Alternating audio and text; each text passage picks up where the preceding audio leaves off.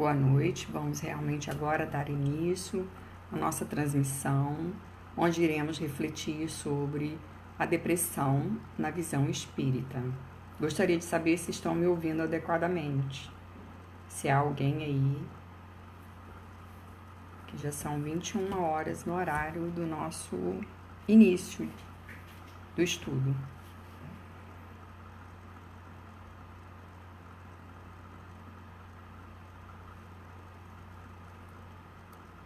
Alguém aí me ouvindo?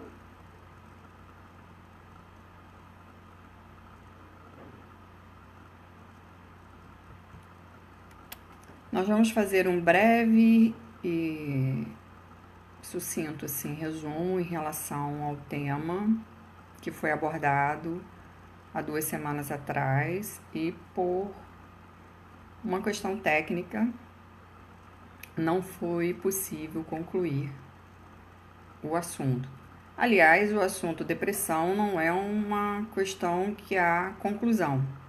Existem várias abordagens, vários questionamentos, vários estudos, mas até hoje não há nada conclusivo, apenas hipóteses, e a neurociências indica uma das causas da depressão.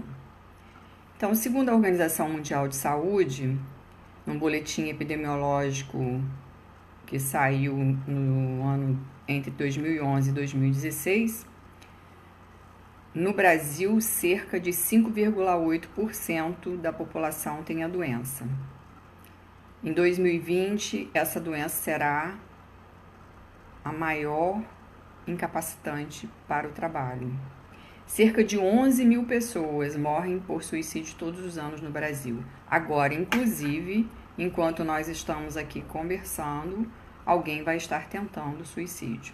No Brasil existe o CVV, que é um centro de valorização da vida, que as pessoas podem fazer contato, onde há vários voluntários 24 horas por dia. Então, se você estiver em angústia, tormento, não conseguir falar com alguém da sua família, não conseguir se dirigir a uma casa espírita, você pode estar solicitando o atendimento do CVV. A taxa de mortalidade por suicídio entre homens foi 4 vezes maior do que em mulheres. O suicídio é um fenômeno que ocorre em todas as regiões do mundo. Estima-se que anualmente mais de 800 mil pessoas morrem por suicídio. A cada adulto que suicida, pelo menos outros 20 atentaram contra a própria vida. Então, a Organização Mundial de Saúde está muito preocupada com isso e está lançando campanhas e estudos para minimizar esse impacto. O suicídio representa 1,4% de todas as mortes em todo o mundo, tornando-se em 2012 a 15ª causa de mortalidade na população em geral. E um grande alerta: cresceu o índice de suicídio entre jovens de 15 a 29 anos. É a 2ª principal causa de morte nessa faixa etária. A depressão é uma doença. Não é frescura, não é falta de fé, não é falta de força de vontade. Ela compromete o organismo como um todo. Ela compromete o humor, altera a maneira como a pessoa vê o mundo, como sente a realidade, como entende as coisas. Às vezes a pessoa tem dificuldade de entender o que é proposto, o que é dito, não consegue ter filtro em relação a isso. Como ela manifesta as suas emoções, perde o prazer em relação à vida. Afeta como a pessoa se alimenta, como ela dorme, como ela sente os relacionamentos. Então, a depressão é um transtorno afetivo ou do humor, caracterizada por uma alteração orgânica no cérebro e tem como consequência outras alterações físicas, dores musculares, cansaço extremo, sociedade hoje, segundo Joana de Ângeles nos fala, vive um grave momento. Nós todos estamos conscientes disso, nós estamos aí vendo nas redes sociais, nas mídias, as notícias frequentes são relacionadas a coisas negativas, a violências, a insegurança, a instabilidade. Nas redes sociais é divulgado como que o outro vive, aquilo que o outro tem, que eu não tenho. Já está sendo estudado esse fenômeno que tem desencadeado outros adoecimentos, né? A cobiça em relação ao que o outro quer, a menos-valia em relação ao que o outro tem, a menos-valia em relação àquilo que eu não possuo, mas que eu gostaria de possuir. Então, Joana fala que a depressão está atingindo um caráter pandêmico. Ela é avassaladora nos mais variados segmentos sociais. Então, não existe classe social, idade, profissão que não seja afetada pelo transtorno depressivo. Pode-se afirmar que a depressão é a ocorrência que se manifesta, segundo ela, como distúrbio orgânico, que resulta de problemas relacionados ao mau funcionamento, né, dos neurotransmissores. Então, Joana de Ângeles, que é a mentora espiritual de Divaldo de Franco, afirma o comprometimento da baixa de neurotransmissores, né, que o cérebro ele deixa de produzir as substâncias que geram alegria, bem-estar, como a dopamina, a serotonina e a noradrenalina. Em razão disso, a doença exterioriza, toma posse do ser, que é sempre um espírito reencarnado em processo de reequilíbrio, como todos nós somos, seres reencarnados em processo em busca de equilíbrio. E nós tentamos, a pessoa com transtorno depressivo, segundo Joana, ela traz esse germe, essa semente de outras encarnações e tenta reequilibrar em relação aos delitos praticados anteriormente. Que delitos são esses? Não precisam ser delitos graves, mas uma situação que pode ter gerado numa pessoa uma grande culpa. Quantas vezes falamos ou alguém fala alguma coisa para outra pessoa e se sente mal depois, se arrepende de ter dito aquilo. Isso fica na mente, transforma em culpa e aprisiona o ser. Então, os conflitos pessoais, né, segundo Joana, nesse empreendimento de ascensão, a nossa ascensão espiritual ela é inevitável. Mas nós nos deparamos, o ser se depara, muitas vezes com as construções do passado que estão, né, inculpidas na nossa mente. Ela também afirma que as pressões sociais e econômicas, culturais e educacionais transformam em gigantes as questões que seriam vivenciadas com mais tranquilidade. O nível de exigência é altíssimo. O nível de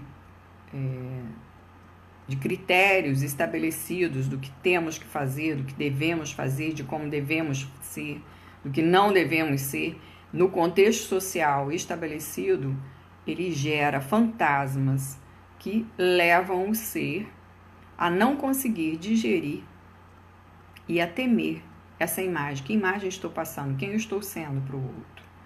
E a partir disso, o ser passa a desenvolver uma baixa autoestima. A depressão é considerada uma doença da alma. E não agora, né? Desde a Idade Média, a depressão vem sendo vista como um adoecimento da alma. Não poucas vezes carrega um sentimento no inconsciente. O ser humano carrega, todos nós carregamos sentimentos no inconsciente, em decorrência de comportamentos dito infelizes, Que comportamentos infelizes são esses? Como eu disse, podem ser situações graves, como podem ter sido situações não digeridas. Porque se temos uma autoimagem diferente daquilo que nós somos, então o nosso self, ele é de uma forma, e o nosso ego, ele determina comportamentos de acordo com o contexto social. Se existe uma distância muito grande entre o self e o ego, daquilo que nós achamos que devemos ser, da imagem que queremos transpor para o outro, se essa distância é muito grande, gera o adoecimento, gera o comprometimento da pessoa em relação a si mesma. E ela passa a não gostar de si, que chamamos de baixa autoestima. No transtorno depressivo, a autoestima é muito baixa. Então, o ser, o espírito, nós, espíritos, somos viajores incansáveis, como disse Joana, na imensa estrada de reencarnações, que nós vamos avançando entre trevas e luz, olhar para vocês todos que estão aí, até nós conseguirmos desenvolver o auto-amor, o amor segundo Jesus nos ensinou. Quando pensamentos insidiosos ficarem insistentes, predominantes nas tuas paisagens mentais, e você começar a fugir dos relacionamentos, a se isolar, a perder o interesse pelas coisas, fique atento, vigie e age, peça ajuda, porque você está indo para o transtorno depressivo. Ele está se instalando mesmo que você não o veja, não o consiga perceber. Fatores que desencadeiam a depressão, como já coloquei aqui, segundo Joana, afirma, e a medicina, né, a área médica, o cérebro humano é um órgão extremamente complexo, ainda em estudo frequente. E a baixa e o desequilíbrio químico geram no nosso cérebro alterações. Alguns neurotransmissores são produzidos em níveis menores. É como um copo d'água que deveria estar com nível de substância aqui e esse nível decresce, gerando assim a depressão. O copo d'água é apenas uma correlação em relação ao cérebro. Outra causa que pode predispor à depressão é a questão genética, mas a medicina, a psiquiatria afirma que nem todo depressivo terá filhos depressivos. Então, isso não é uma condição de que famílias com pessoas depressivas, com pais depressivos ou com mãe depressiva, consequentemente terá um filho depressivo. Os sintomas, eles variam de pessoas para pessoa, de pessoa para pessoa. Ninguém apresenta o mesmo tipo de sintoma em função da individualidade de ser de cada um e em função dos vários graus de depressão. Existe a depressão leve, a moderada e a grave. Então, os comprometimentos são relacionados ao grau de depressão que a pessoa está vivenciando. Então, o que um vivencia não serve para o outro. O que um toma de medicação não serve para o outro. As substâncias que estão em baixa em uma pessoa pode ter uma baixa de serotonina, mas não ter uma baixa de dopamina. Pode ter uma baixa de noradrenalina, mas não ter uma baixa de dopamina. Então, existe a individualidade e é fundamental saber disso. Antidepressivo também não deixa ninguém abilolado, fora de si. Não é para isso a medicação, ao contrário, para conectar. É para que o cérebro venha a produzir as substâncias necessárias e a mente comece a ter conexão com o ser que te habita. O que acontece na depressão? Olá, Maria da Graça. Acontece falta de concentração, é muito difícil para um depressivo, é movimento exaustivo, querer prestar atenção e não conseguir, mesmo nas tarefas rotineiras, até ver uma televisão. A pessoa perde essa condição, não consegue acompanhar. Às vezes, uma coisa simples como ver um seriado, uma novela, não consegue. Dificuldade de tomar decisões, a pessoa não consegue, mesmo dentre as decisões mais simples, como o que vai vestir, se vai sair, se não vai, se vai na casa espírita, se não vai, até as decisões mais complexas. Insônia, falta de sono superior a 4 semanas, já se estabelece uma alteração. Algumas pessoas têm sonolência, que é o contrário da insônia, pedem para dormir, para chegar à noite, para dormir, para se desligar, porque a mente do depressivo, ela é muito acelerada de pensamentos. A pessoa pensa frequentemente, ela está hiperligada. Então, a sonolência em oposto à insônia, a pessoa pode passar o dia todo na cama, dormindo. Às vezes não está dormindo, mas está de olhos fechados e fica ali naquela inércia aparente. Inércia quer dizer falta de movimento. Ela fica ali naquele estado para se desligar, para tentar se desligar, mas não consegue. Perda do apetite, a comida perde o atrativo, perde o gosto, perde o sabor. Às vezes tem um apetite incontrolável, a pessoa come além do que precisa para repor, para colocar o vazio interior. Que esse vazio, ele é inerente, ele faz parte de todo o processo depressivo, nos vários graus. Quanto mais deprimido, maior o vazio interior. A fadiga, um dos sintomas mais presentes, característicos da depressão, é a fadiga, é o popular esgotamento. O depressivo sente sem disposição para fazer as coisas mais simples. O que em uma pessoa normal, sem depressão, seria falta de interesse, e consegue resgatar isso, na pessoa com depressão, não consegue. Na verdade, ela se sente desconectada da vida. Alterações de humor, normalmente as pessoas mais próximas sentem essa alteração, uma irritabilidade, uma falta de paciência, um não querer ficar se explicando o tempo todo, porque as pessoas têm fórmulas mágicas, né, para tudo. Pensamentos suicidas são os pensamentos mórbidos que acontecem na depressão, e não é para chamar atenção. Se alguém manifestar um desejo, se alguém manifestar junto a você uma ânsia que seja em relação a cometer o suicídio, uma ideia, uma fala, eu falei, mas não é, preste atenção, fique atento a isso, porque existe sim um comprometimento e as pessoas podem fazer.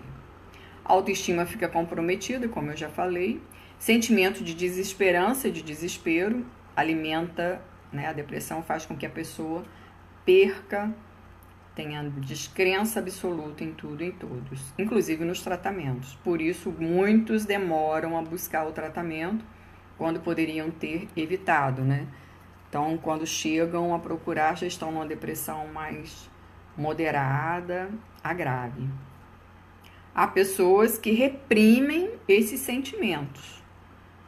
Essa forte tristeza, reprimem, mascaram, têm vergonha de mostrar.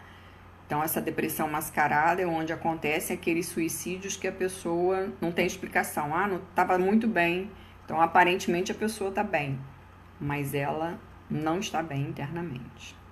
A Nete Guimarães, que é uma parapsicóloga, é professora, ela fala sobre, eu falei isso da outra vez, mas vou repetir, que o cérebro é como um carro, onde o acelerador no carro representa a noradrenalina. A noradrenalina é uma substância que faz com que a pessoa tenha movimento. Então, com a deficiência de noradrenalina, você quer fazer, sabe fazer, quer reagir, mas não consegue. Então, a deficiência de noradrenalina faz com que a pessoa deseje fazer as coisas, mas não consiga. A dopamina, segundo a Nete Guimarães, é o freio. A pessoa precisa controlar seus impulsos, como nós controlamos um carro. Então, as pessoas que têm baixa de dopamina, elas são impulsivas, compram muito, se mutilam, então cortam-se, arranham-se. Isso tudo não é para chamar atenção, volto a dizer, isso faz parte do adoecimento.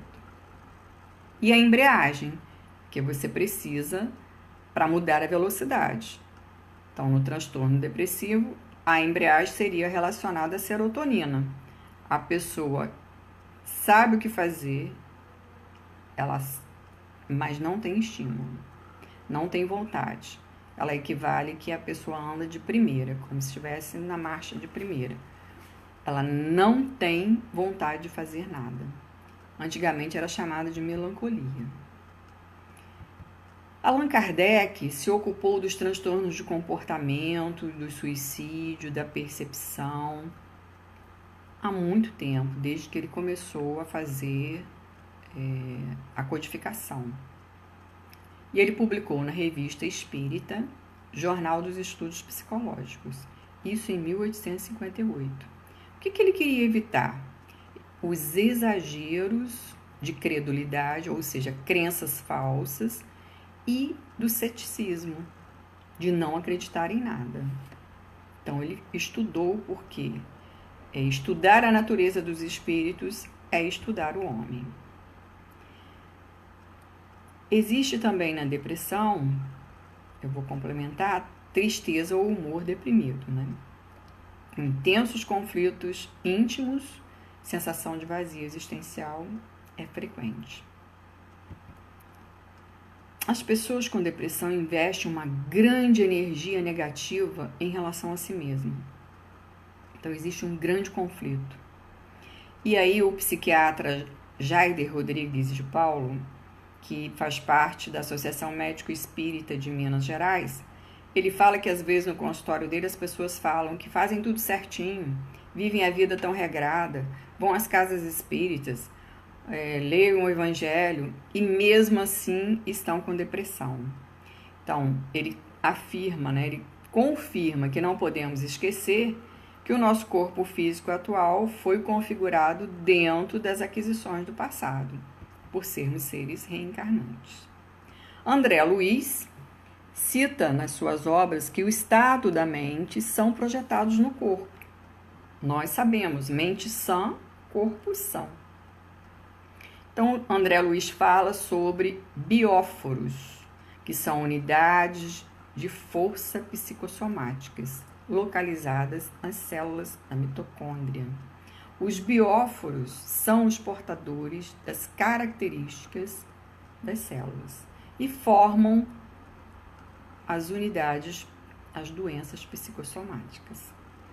A mente transmite seus estados felizes ou infelizes para as células do organismo, que vão desenvolver o adoecimento. A psiquiatria já fala disso, né? Quem é que move quem? Se é o cérebro que move a mente ou se é a mente que move o cérebro? Ainda não se sabe.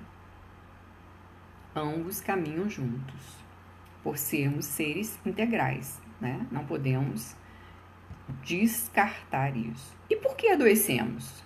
Por que a doença? Porque somos indisciplinados mentalmente e emocionalmente. Nos domínios da mediunidade, André Luiz explica que, assim como o corpo físico pode ingerir alimentos venenosos que intoxicam os nossos tecidos físicos, também o organismo perispiritual absorve elementos que degradam, também intoxicam. O que é o nosso perispírito? Nós temos esse corpo físico o nosso corpo perispiritual e o nosso espírito. Então, que faz a ligação entre o espírito e o nosso corpo físico. Então, o que adoece o nosso corpo físico vai adoecer o nosso perispírito e o nosso espírito. O que adoece o nosso espírito vai adoecer o nosso perispírito e o nosso corpo. O acúmulo de energias nocivas no nosso perispírito gera autointoxicação fluídica. As energias nocivas vão provocar doenças espirituais. Podem ser oriundas, surgidas de encarnações anteriores, mas também podem surgir nessa encarnação, podem ser desenvolvidas. Então, não foram drenadas suficientemente em outras encarnações.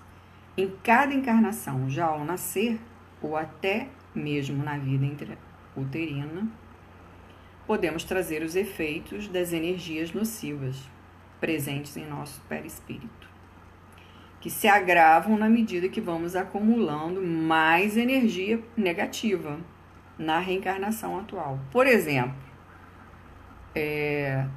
muitas pessoas veem filmes violentos antes de dormir. Estão impregnando a mente de quê?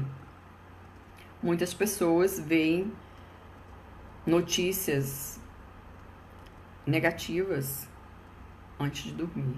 Muitas pessoas ficam conectadas na internet, onde os estímulos da luminosidade, os estímulos das imagens interferem no descanso da mente e, consequentemente, do cérebro. Consequentemente, vão agir e vão desencadear cansaço, que não é a depressão, mas esses desajustes orgânicos vão permitindo que fiquemos mais suscetíveis às energias nocivas, como nos fala André Luiz. Ele afirma que se a mente encarnada não conseguiu ainda disciplinar e dominar suas emoções, se não conseguimos, nós alimentamos paixões como ódio, inveja, ideia de vingança, entraremos em sintonia com os nossos irmãos, que são os obsessores, que emitirão fluidos maléficos para impregnar mais o perispírito, intoxicando. Essas emissões mentais podem nos levar à doença. Sabemos que nada é por acaso. A doença também não acontece por acaso. Ela é uma ação insuficiente ou desequilibrada do espírito, do próprio enfermo ou por influência de uma obsessão. Poderá prejudicar o perispírito, desarmonizando, deixando em carência vibratória. O corpo, por sua vez, ficando prejudicado, apresenta a doença. Ou permitirá a eclosão, surgimento daquela doença que já trazia potencialmente em si. E aí, não conseguirá evitar que a doença se instale. Portanto, ainda que não tenha causa evidente ou apareça ser somente um problema físico, a doença tem também uma questão espiritual. Já é reconhecida pela Organização Mundial de Saúde, já está no Código de Doenças a relação da doença espiritual, da obsessão nos transtornos mentais. Segundo Emmanuel, a depressão interfere também na divisão celular, contribuindo para o aparecimento de outras doenças imunológicas. Quem já não ouviu falar aí das doenças autoimunes, quem não ouviu falar das doenças como a fibromialgia, então são doenças relacionadas ao transtorno depressivo, ao surgimento desse transtorno e o agravamento dele. Na depressão existe a perda da energia vital do organismo. A pessoa perde a sintonia com a fonte de energia vital. A pessoa não se amando como deve, com esse sentimento de baixa autoestima, afasta de si mesmo, da sua natureza divina e do elo de ligação com a fonte inesgotável do amor divino. Entra em descrença total. E aí não adianta ficar falando para a pessoa. Isso é falta de fé, isso é falta de trabalho. Nós temos que ter uma outra visão em relação à doença. Se a pessoa estiver com a pneumonia, ninguém vai falar que é falta de fé, que é falta de trabalho. Se a pessoa estiver com dengue, com uma virose, ninguém vai falar isso. Mas nos transtornos mentais que comprometem o espírito e o corpo como um todo, ainda existe esse julgamento e esse rótulo. Existe uma das causas, né, da depressão, está frequentemente associada a dois sentimentos: remorso e culpa. A pessoa fica fixada. Quando fazemos alguma coisa indevida, o ser humano, num contexto natural, então tem um erro, toma consciência daquele erro, se arrepende e aí fica triste, mas parte para a reparação daquilo. Não vou mais fazer isso, não quero mais fazer isso. E na segunda hipótese, na segunda possibilidade, que gera o transtorno depressivo, a pessoa tem um erro, toma consciência disso, teve uma falha, fica com culpa, tem remorso, e aquilo fica uma ideia fixa, vai corroendo a pessoa e gerando a depressão. O caminho é tentar reverter isso. Porém, a pessoa vai ficando intoxicada com esse pensamento de culpa e de remorso.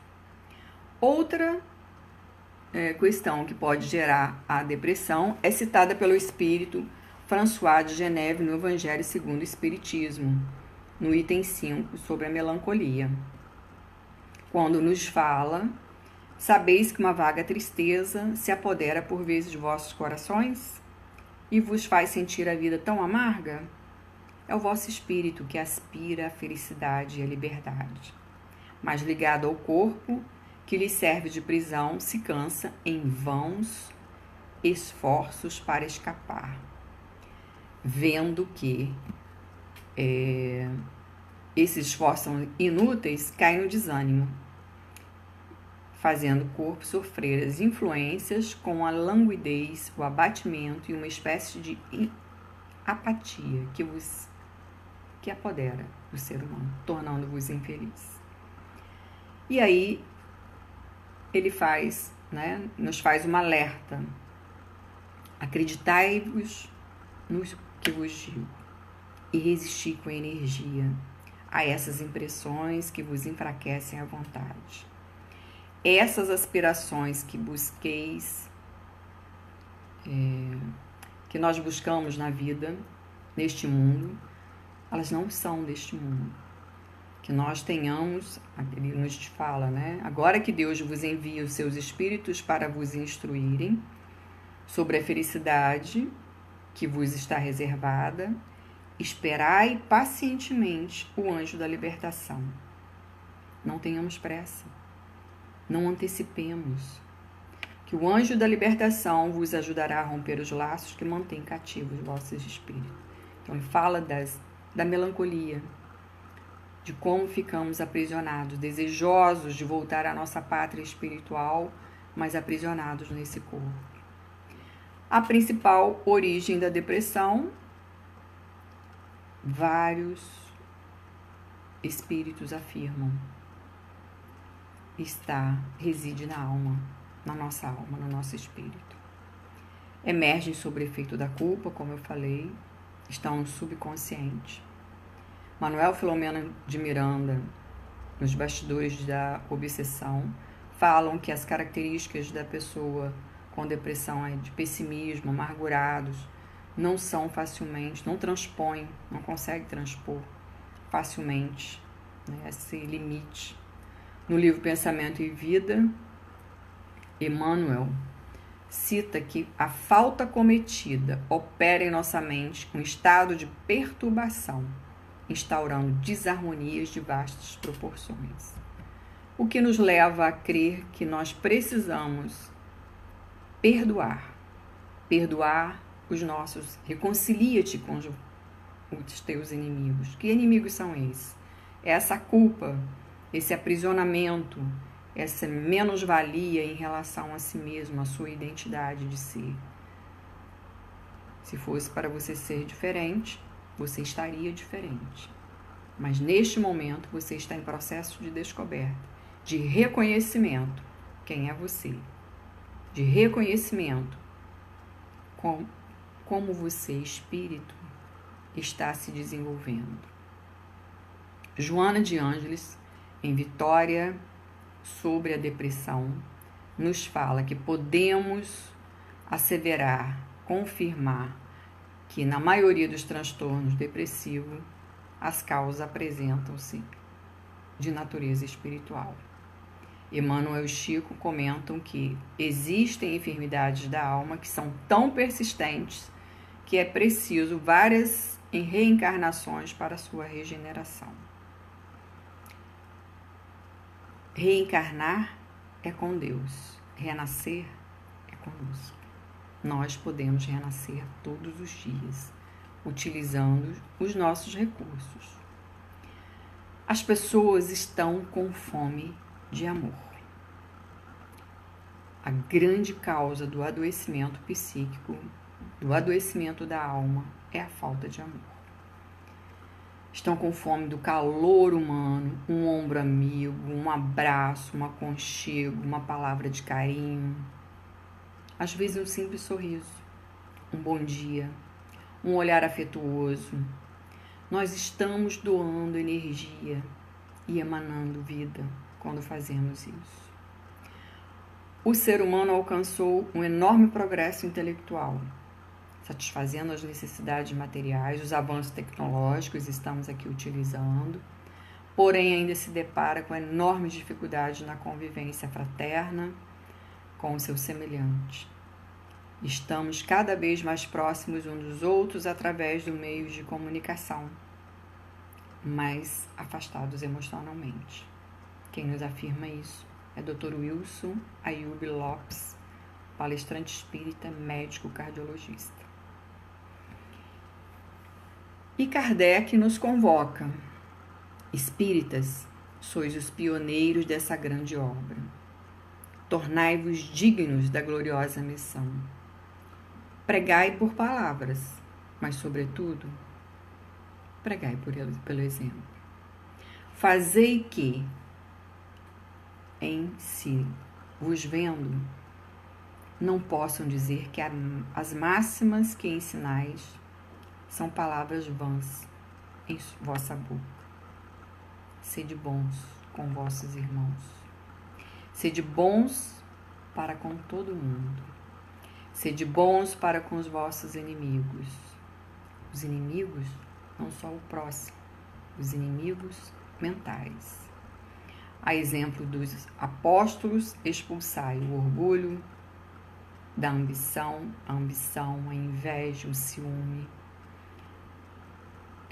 a sensualidade exagerada, que instigam, insuflam todas as más paixões e semeiam entre vós a discórdia. Expulsai de vossos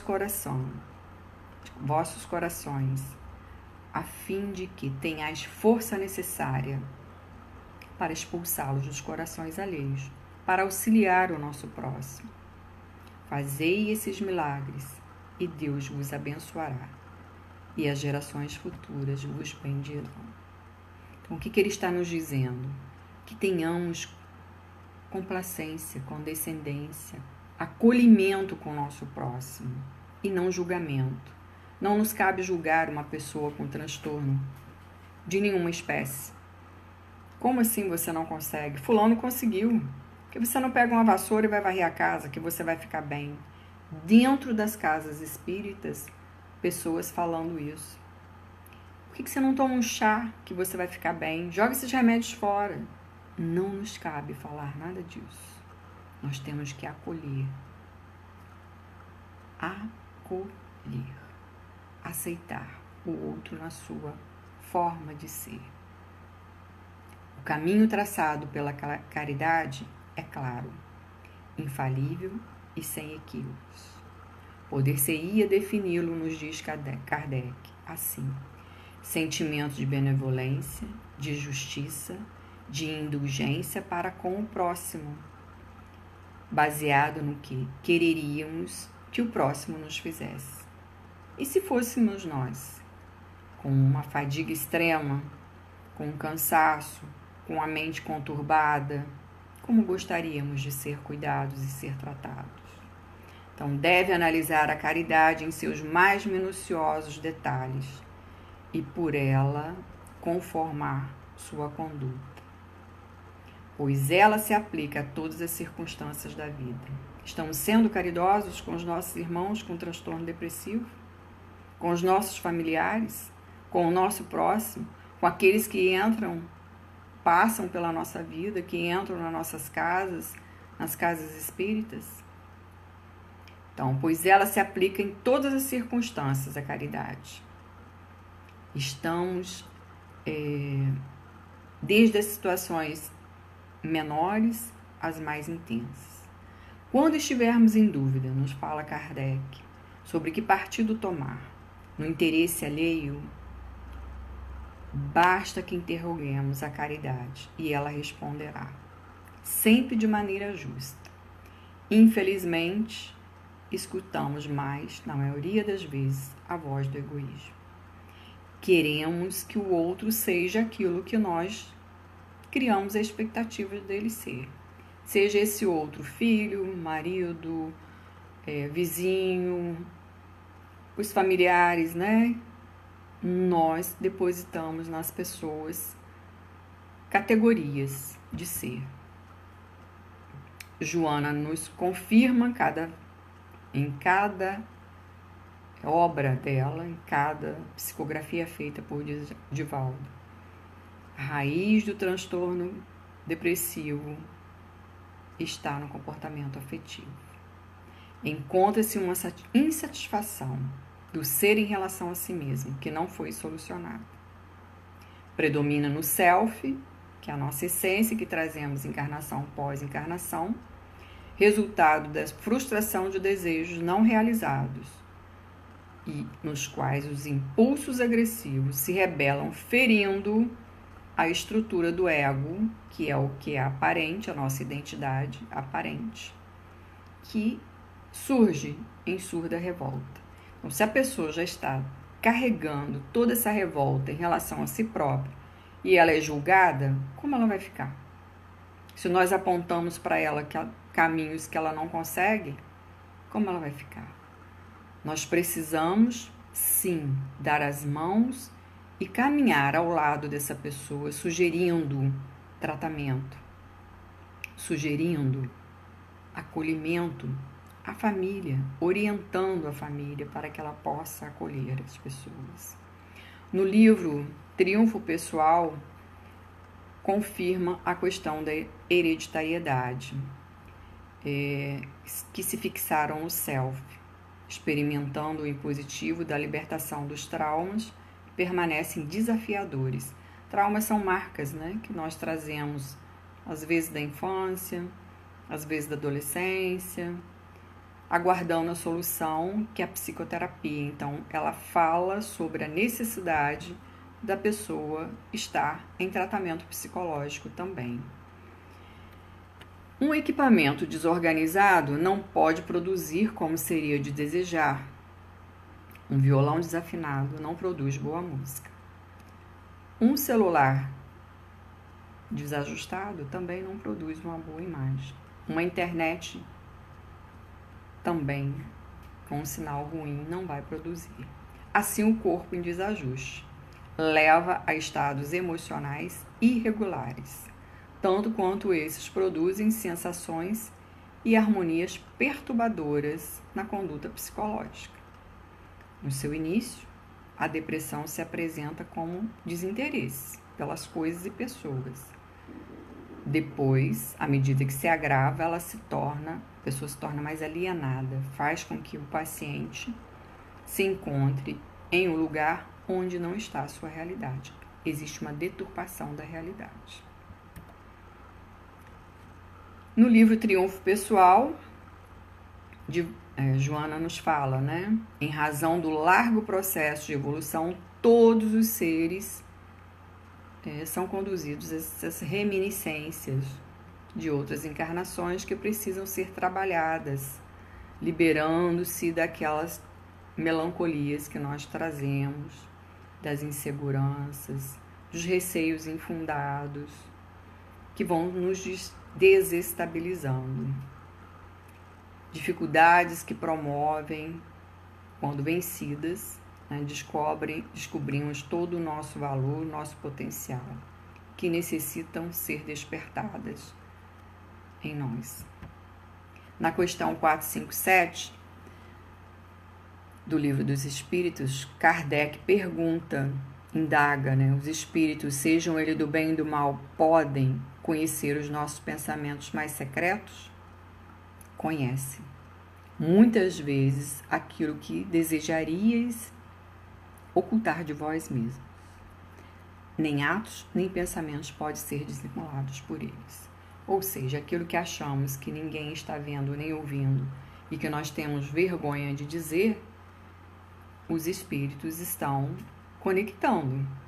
E nós vamos abrindo portas para essa conexão, onde acontece a obsessão, que tem como causa nossas imperfeições morais, que torna suscetível receber cada vez mais as influências do obsessor, tornando o quadro progressivamente mais grave. Porém, não é só a obsessão a causa da depressão. Ela caminha junto. Não se sabe se a obsessão é que gera a depressão ou se a depressão é que, né, gera a obsessão. Há muito tempo, Fernando Pessoa nos fala que há um tempo em que é preciso abandonar as roupas usadas. Quais são as roupas usadas? Os nossos hábitos, os nossos velhos hábitos. É preciso renascer. É preciso abandonar os julgamentos. Abrir mão dessa posse da culpa que dilacera o ser interior. Então, é preciso esquecer os caminhos que nos levam sempre aos mesmos lugares. Ao lugar da dor, reconhecer outros caminhos, buscar esses caminhos, mesmo não sabendo como ir, mas começar a desejar. Eu não sei, mas eu quero. Eu preciso ir por outros caminhos. É o tempo da travessia. E se não ousarmos fazê-lo, teremos ficado sempre à margem de nós mesmos. Vamos ficando aprisionados nessas questões do adoecimento. Fazer só o tratamento espiritual não é suficiente. Somos corpo, mente, emoção, perispírito. Estamos interligados. Conhece-te a ti mesmo, a questão 919 do Livro dos Espíritos já nos coloca a necessidade de estarmos envolvidos no nosso processo de autodesenvolvimento, no nosso processo de autoconhecimento. O ser real é constituído de corpo, mente e espírito. Dessa forma, uma abordagem psicológica, para ser verdadeiramente eficaz, deve ter uma visão holística do ser, tratando do seu corpo físico e perispíritico, de sua mente consciente, inconsciente e subconsciente, e de seu espírito imortal, que traz consigo uma bagagem de experiências anteriores. Joana de Ângeles nos fala isso. Não se cura a depressão tomando apenas medicação, apesar de ser um transtorno bioquímico sério. Nem só através de passes e água fluidificada, nem só com terapia. É um conjunto de atitudes, de tratamentos. No Evangelho segundo o Espiritismo, no capítulo 1, item 8, Kardec nos fala da aliança da ciência com a religião. A ciência e a religião são as duas alavancas da inteligência humana. Uma revela as leis do mundo material e a outra as leis do mundo moral. Mas ele fala que ambas são têm o mesmo princípio que é Deus. Não podem contradizer-se. Se umas forem a negação das outras, umas estarão necessariamente erradas e as outras certas, porque Deus não pode querer destruir a sua própria obra. Então, são chegados tempos, segundo ele, que os ensinamentos do Cristo devem receber o seu complemento, em que o véu lançado intencionalmente sobre algumas partes dos ensinos deve ser levantado, em que a ciência, deixando de ser exclusivamente materialista, deve levar em conta o elemento espiritual, e a religião, deixando de desconhecer as leis orgânicas e imutáveis, essas duas forças, apoiando-se mutuamente e marchando juntas, sirvam de apoio uma à outra. A visão espírita dos transtornos mentais, confirmando, o espiritismo não nega as causas sociais e biológicas dos transtornos mentais. Entretanto, acrescenta a questão da obsessão. Pululam em torno da terra os maus espíritos, em consequência da inferioridade moral dos seus habitantes, que somos nós.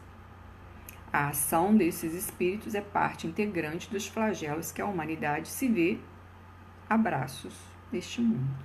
Nós nos conectamos com essa energia. E Kardec, em 1863, falou: um dia a obsessão será colocada entre as causas patológicas, como é hoje a ação de animais microscópios, de cuja existência não se suspeitava antes da invenção do microscópio. E isso já acontece, né?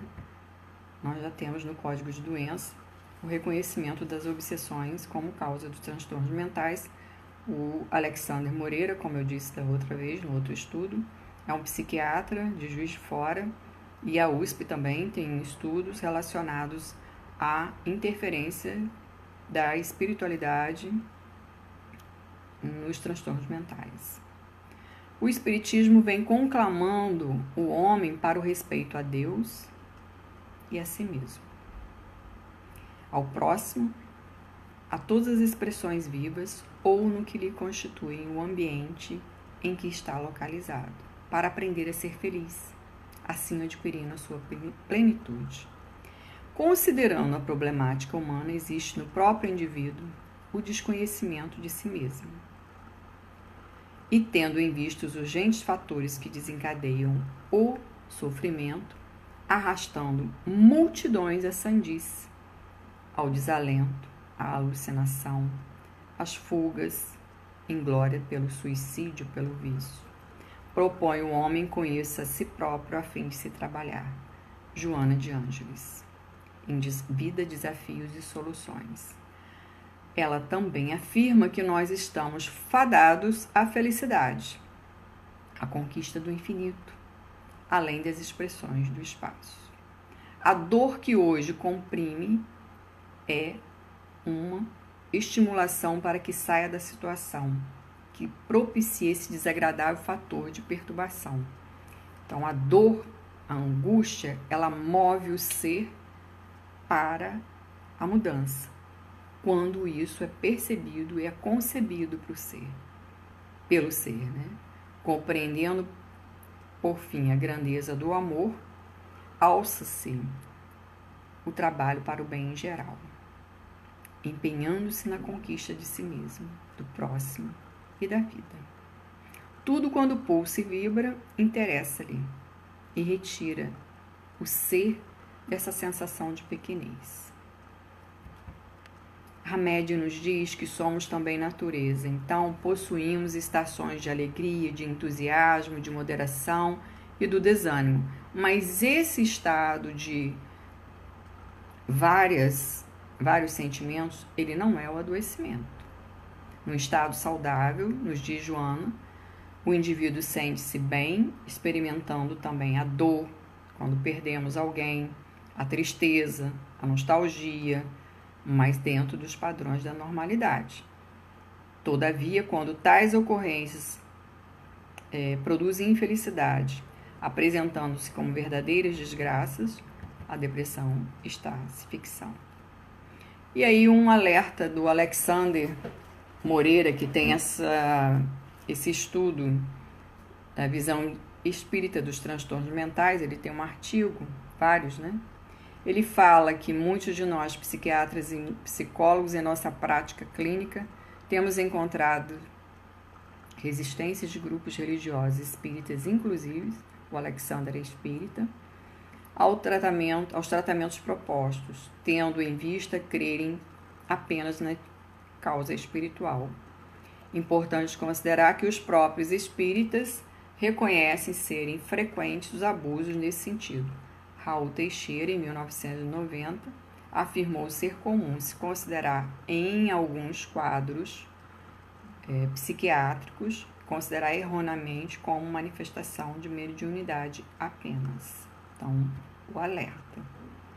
A depressão tem a sua repercussão orgânica e precisa de medicação. O corpo em desajuste leva a estados emocionais irregulares. Manuel Filomeno de Miranda ratifica a orientação médica tradicional. Os fármacos antidepressivos, em geral, têm por meta elevar os níveis de serotonina, bem como de noradrenalina, tendo como por meta aumentar a quantidade de neurotransmissores no cérebro, que lhe sofre carência. A autoconquista somente será possível ao longo de diversas encarnações. A saúde mental somente é possível quando o nosso self, estruturado em valores éticos nobres, compreende a finalidade da nossa existência, direcionando sentimentos e conhecimentos em favor da ordem, do nosso progresso e do nosso bem-estar. A depressão é rude prova para o espírito, que a deve enfrentar da melhor forma possível, recorrendo ao arsenal terapêutico da medicina e do espiritismo. Joana de Ângeles nos fala isso. Enfim, fora da caridade não há salvação. E para sermos caridosos é precisar cuidar e ajudar na cura. E essa cura e esse cuidado ele vem através do amor. E lembrando a carta de Paulo aos Coríntios: